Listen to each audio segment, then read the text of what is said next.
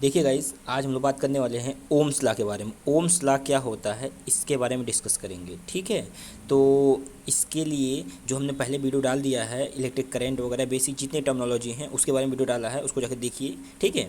तो फिर ये चीज़ क्लियर होंगी आपको। तो यहाँ ओम्स लॉ क्या होता है ये जानना है हमें। तो ओम्स लॉ जो होता है वो इलेक्ट्रिक करंट और पोटेंशियल डिफरेंस जो होता है या वोल्टेज होता है उसके बीच का रिलेशन है, ठीक है ना, जो रिलेशनशिप को रिप्रेजेंट करता है, ठीक है। जो ओम्स लॉ है वो एक जॉर्ज साइमन ओम है, एक जर्मन फिजिस्ट हैं जिन्होंने पहली बार ओम्स लॉ को एक्सपेरिमेंटली वेरीफाई किया था, ठीक है। तो ओम्स लॉ का स्टेटमेंट क्या कहता है ये देखते हैं हम लोग। ओम्स लॉ का स्टेटमेंट, ठीक है।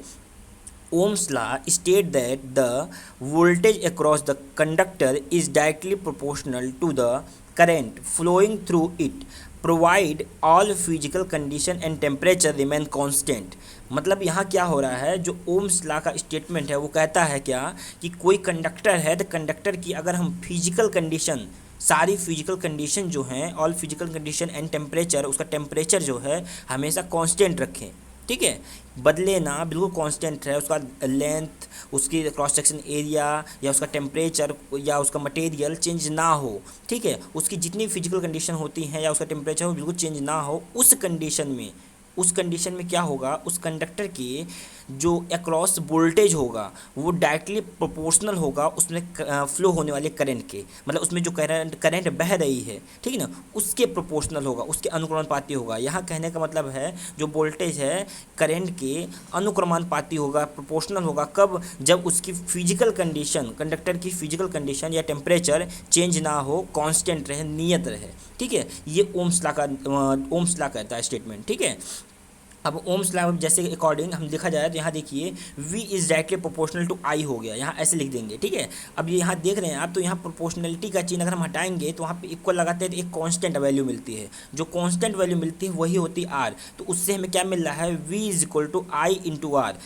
अगर हम वहाँ करंट को पक्षांतर करते हैं दूसरे साइड में, वोल्टेज के साइड में, तो क्या होगा, V अपन R हो जाएगा, इज इक्वल टू क्या हो जाएगा, कांस्टेंट R। मतलब जो आपका R जो होता है, रेजिस्टेंस होता है, हमेशा कांस्टेंट होता है, चेंज नहीं होता है। जैसे कि आप सर्किट में देख सकते हैं वोल्टेज, करंट और R, तो इसमें क्या है, हमेशा आपका जो रेजिस्टेंस R होता है वो कांस्टेंट होता है। हम ये ओम्स लॉ को दूसरे तरीके से भी बोल सकते हैं, जैसे कि यहाँ बोलते हैं कि किसी भी कंडक्टर की अगर फिजिकल कंडीशन, टेम्परेचर को चेंज ना किया जाए तो उसमें जो वोल्टेज, अक्रॉस द वोल्टेज है कंडक्टर के और उसमें फ्लो होने वाले करंट है, उनका रेशियो हमेशा कांस्टेंट होता है, ऐसे भी बोल सकते हैं, ठीक है। तो यहाँ ओम्स लॉ है, ये बस ओम्स लॉ यही बताता है कि वोल्टेज जो होता है करंट के प्रोपोर्शनल होता है जब उसकी फिजिकल कंडीशन चेंज ना की जाए या उसका टेम्परेचर चेंज ना की जाए, ठीक है। अब इसको हम समझते हैं, इसे करेक्टरिस्टिक में जो आप देख सकते हैं यहाँ पिक्चर दिया हुआ है, तो यहाँ क्या है, ये वोल्टेज की लाइन है, ठीक है, और ये करंट की लाइन है, आप देख रहे होंगे, ठीक है।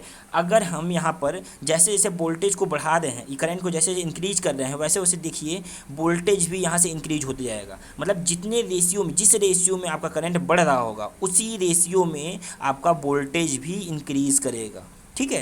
तो यहाँ से यहाँ जैसे सर्किट दी हुई है, तो यहाँ अगर हम क्या करें, इस जहाँ पर यहाँ पर अगर हम करंट को इंक्रीज़ करें तो यहाँ क्या होगा, पोटेंशियल डिफरेंस भी होगा। क्यों? क्योंकि यहाँ पे हमेशा जो होता है वोल्टेज और करंट का जो रेशियो होता है वो हमेशा कांस्टेंट होता है, ठीक है। देख रहे हैं ना, V अपन I जो है इक्वल टू कांस्टेंट R। यहाँ पे हमेशा वोल्टेज और रेजिस्टेंस का जो रेशियो होगा वो कांस्टेंट होगा, अनुपात हमेशा कांस्टेंट होगा, ठीक है। अब जैसे कि अगर मान लीजिए कि हम वोल्टेज रख लेते हैं यहाँ पर 20 वोल्ट, 20 वोल्ट रख लिया, करंट फ्लो हो रहा है मान लीजिए 2 ओम, रेजिस्टेंस इसका कितना है, 10 ओम है, 2 एम्पीयर करंट फ्लो हो रही है, 10 ओम रेजिस्टेंस और 20 वोल्ट ये है।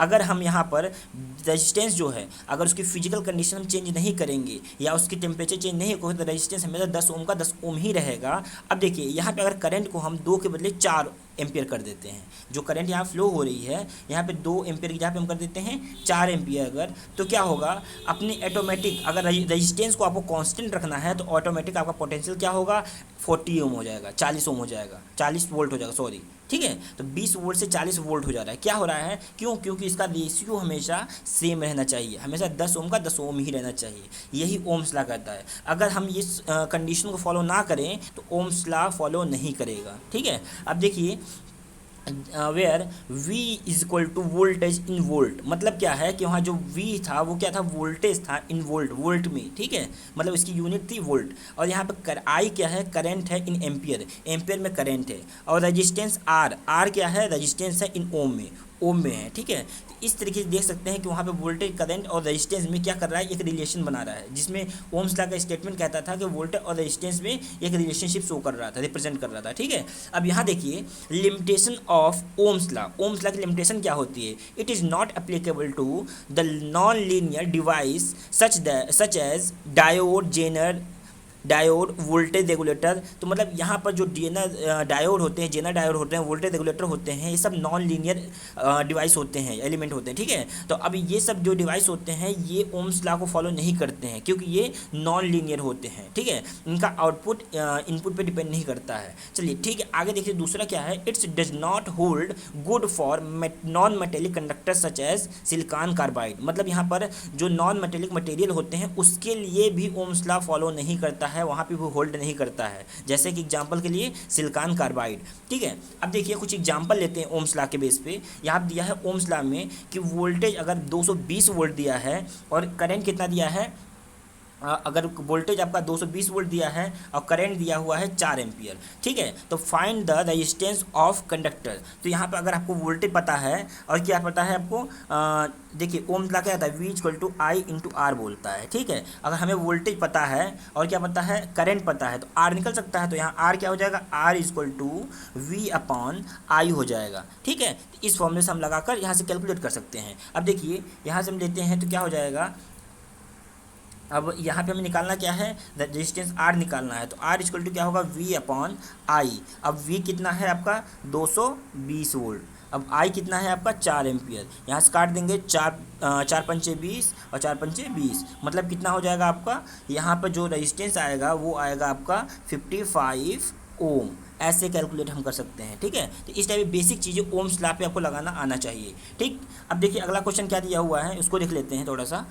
तो अगले क्वेश्चन में आपको दिया हुआ है करंट है वो 10 एम्पियर है, ठीक है। तो V इक्वल टू क्या हमने बताया था, I इंटू आर बताया था, ठीक है। अब यहाँ पर करंट दिया हुआ है और क्या दिया, रेजिस्टेंस दिया हुआ है, पूछ रहा है वोल्टेज कैलकुलेट करिए, ठीक। तो अब वोल्टेज कैलकुलेट करना है आपको, तो यहाँ क्या करेंगे, V equal to I into R. तो I इंटू आर, अब यहाँ पे I कितना है आपका, तो I रखोगे 10 और R कितना है 56.3 ओम। अब यहाँ से मल्टीप्लाई कर दोगे तो कितना आ जाएगा 563 वोल्ट। मतलब क्या हुआ, 563 वोल्ट आपका वोल्टेज कैलकुलेट हो जाएगा, निकल जाएगा, ठीक है। तो इस तरीके से आपको निकालना है, ध्यान रखिएगा, ठीक है। अब अगला देखिए क्वेश्चन में क्या दिया हुआ है, अगले में दिया है वोल्टेज अगर दिया हुआ है कितना 440 वोल्ट, ठीक है। और रजिस्टेंस दिया हुआ है कितना, दिया हुआ है 40 ओम, ठीक है। तो निकालना क्या है, करंट निकालना है। तो I इक्वल टू हो जाएगा V अपॉन आर। I कितना है, वोल्टेज कितना है 440, आर कितना है 40। तो यहाँ से 0 से 0 कट जाएगा, इससे काटेंगे तो ये 11 हो जाएगा, ठीक है। तो इस तरीके से हम क्या कर सकते हैं, यहाँ पर निकाल लेंगे तो आपका जो करंट I आएगा वो कितना आ जाएगा 11 एम्पियर आ जाएगा, ठीक है। यहाँ से हम 11 एम्पियर करंट को कैलकुलेट कर सकते हैं, ठीक है। तो देखिए वीडियो को यहाँ समझिए। अब हम लोग नेक्स्ट वीडियो जो होगा वो टॉपिक होगा हमारा उससे रिलेटेड, DC सर्किट से रिलेटेड, ठीक है। और रजिस्टेंस से, जो रजिस्टेंस होता है क्या है, फैक्टर अफेक्टिंग ऑफ रजिस्टेंस, इन सब डिटेल जो हैं उनसे रिलेटेड आपका वीडियो होगा। तो अभी सिलेबस हम धीरे धीरे कवर करते चलेंगे। तो यहाँ तक अगर समझ में आया तो ठीक है, कमेंट में देखिए, अगर कोई डाउट हो तो लिख दीजिएगा। चलिए, थैंक यू।